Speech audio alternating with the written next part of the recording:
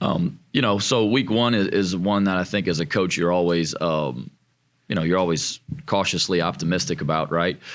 You work 9 months to get to this point, and the work we've done is really good. I think week one kind of sets the floor for your ceiling, for your season. And you're really at a race to set it as high as you can. The most improvement happens between week one and week two, and certainly you want to set the bar really high in week one. And we're very optimistic about what we have. I think the one thing that you see year after year, week one, week zero, whatever it is more teams lose games early in the season than actually go out there and win them, and that's what you have to avoid. You add challenges to that. I think week one's become more and more difficult. Over the course of the last few years. Naturally, there's a ton of coaching attrition. These days it seems like it's harder to hang on there. And then with players, you have a lot of roster turnover that you didn't have just a handful of years ago. So it's become more about making sure that your players are dialed into your schemes and your systems and what you're trying to do and the adjustments from there. Because certainly playing Rice, you're gonna have a lot of challenges. We've got a triple option team coming in that these guys have won a bunch of games. Coach has almost 100 wins to his name in his career, running the triple option. That whole offensive staff's been together a long time. On defense, they had a really good defense last year statistically. He played really well. New play caller. So how much of the old stuff did he like? How much of it is his? How many changes, wrinkles does he make? You don't know. So you got to make sure, and I talked to our staff today, we have to make sure our kids are completely confident in our schemes and our systems and what we're asking them to do, because there's going to be enough variables on the other side of it. So, excited to start the season at home, really excited to play, in the new stadium. But certainly, there's a lot of things that, we got to work through this week to go out there and put a good plan together so we can execute and set the bar really high in week one. What is your experience with having to go and see how a coach did things at a previous school and effectively putting together a game plan? Because I'm sure y'all had to do that multiple times. We've watched high school huddle. We've watched tape from anywhere we can possibly get it. So, this is, a couple of years ago when we played UAB, their whole staff came from high school. And so, we pulled up the high school huddle and did all that. We did the same thing with Coach, with Coach K, when he was at North Shore, had an unbelievable run over there. And what he did, and he's a defensive guy. So, we've gone back to the archives. It's just, 5 years in coaching is kind of a lifetime, and everyone you work with, you take different pieces of them and what they do and it kind of make it into your own. So how much influence of what they've done the last couple of years on the staff that he was on, how much of that is quote unquote his now, and how much of it, does he not like that he wants to move a different direction. So, this is early in the year. It's kind of every year you go through this a little bit.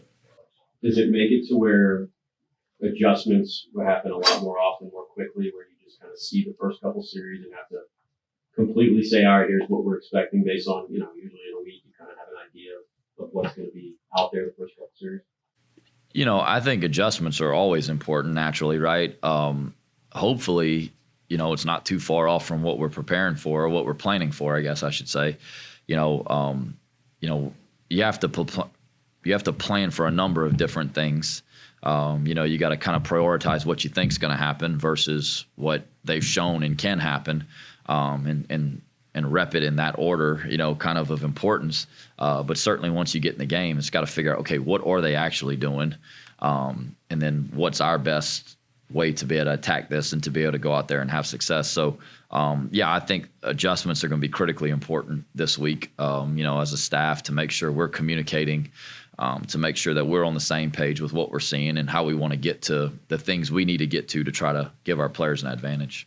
Is it theoretically, schematically similar to Kennesaw, or who is it most similar? What they do, who is it similar, or how is it different than that? I think it's, to me, Kennesaw was more like zone read option. These guys are like true triple option out of the pistol set, out of a short pistol. So it's more like Army Navy out of the pistol than it is really what Kennesaw was doing, if that makes any sense. Like the jet orbit motions, true triple, it's dive option, it's straight downhill. It's not really, they're not zoning it up. I mean, they're running off the ball. They're trying to dent it back. It's a little bit different probably than what Kennesaw was last year as well. The thing with Kennesaw is at least we kind of knew the personnel they had. We have no idea. We're watching Davidson, which naturally none of those guys are at Rice. So you're trying to piece that together and figuring out. I mean, even some of the players we know that they have that we've recruited or we've evaluated along the way. You don't really know how it fits. So it's a unique deal. You just got to play really disciplined football and defense. The option, it tests your physicality, obviously. It tests your eye discipline. It tests your ability to be able to tackle an open field, and it certainly tests your ability to be able to get off of blocks and rally the football. So, you want to be a good defense, you got to do those things. So it's a great opportunity in week 1 to see where we're at. What do you want to see from the defense leadership-wise when it comes to trying to stop that triple option? Well, I think you have to live in the world of opportunity. The triple option, if they're getting 2 or 3 or 4 yards every play, that's right where they want to be. That's the sweet spot, You got to create negative plays. You got to get them behind the sticks, and you have to take advantage of it and get off the field. You got to try to knock the ball off of them. I do think that offense is probably hard to implement in a year, truthfully. I mean, just call it what it is. I mean, that's a whole schematically different deal. So, I mean, they've got challenges too, right? Everybody does. We have to be opportunistic on defense. They're going to move the ball. They're going to make plays. They've got good players. The guys that we know that are on that team, that they have good players. And these guys have won a bunch of football games. They know what they're doing. We have to be opportunistic. You're going to have to win one-on-ones. Someone's going to have to get in the backfield and get a, TFL and, get them to 2nd and 15. Well, that's a good spot to be in against triple. Well, now you got to get off the field. You can't give it back to them. So, I think that's what I want to see on defense is being really opportunistic, playing really sound football with good eye discipline. And, there can't be any panic in your game when you play a team like that. That they're going to have success. They're going to move the ball. You just got to, go back to the basics, get your eyes back in the right spot, play your keys the right way, use your hands, run the football, and, go make the next one. In your mental depth chart going into August camp, who made the biggest leap of anyone, would you say, or an area that was more different than it was going in late July? Or was there not really one? I don't know. I mean, I think we felt really good about what we had and what they could do coming out of spring. And then the summer, the time we get with them is kind of, it's sporadic a little bit, but the things you saw, like nothing really said that was going to change a whole lot.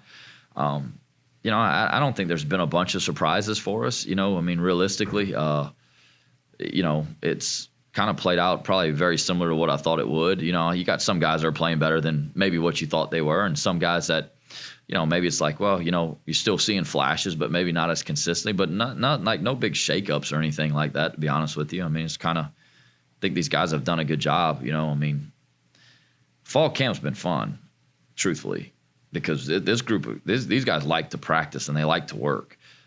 So it's been a lot of fun to go out there and work with them. And I think when you have that, they progress at a pretty steady rate, kind of like you'd expect. And, we're kind of pleased with what we've got coming out of camp.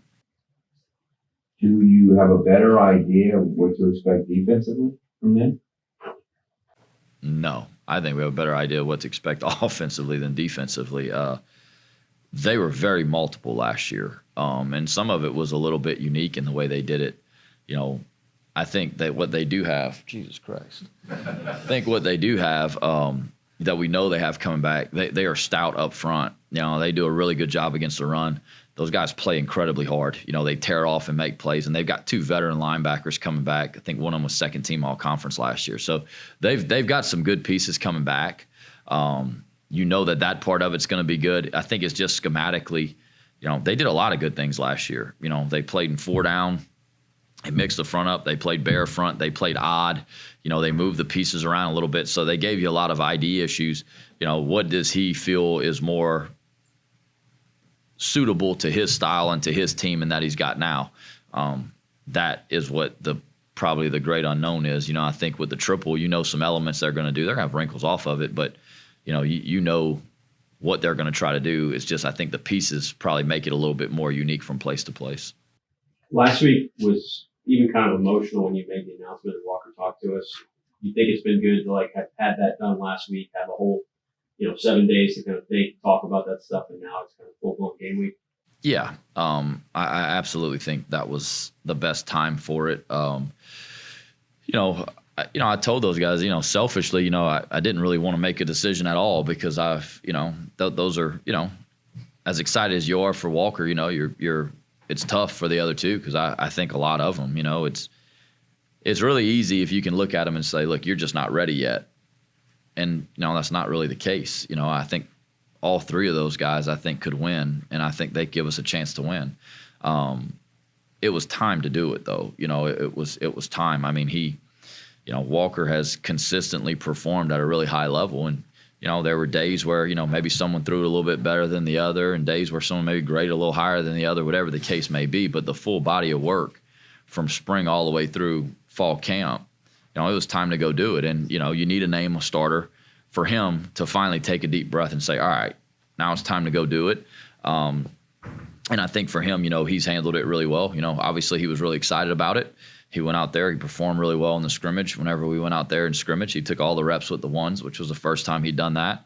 And since then it's just been business as usual. Now, like I told him, now it's just about going do your job and playing quarterback. You don't have to, the thing you always worry about, I said this whenever, when Ben came back from injury and all those things is, just go do your job. You don't have to do anything more or less than what you do every day.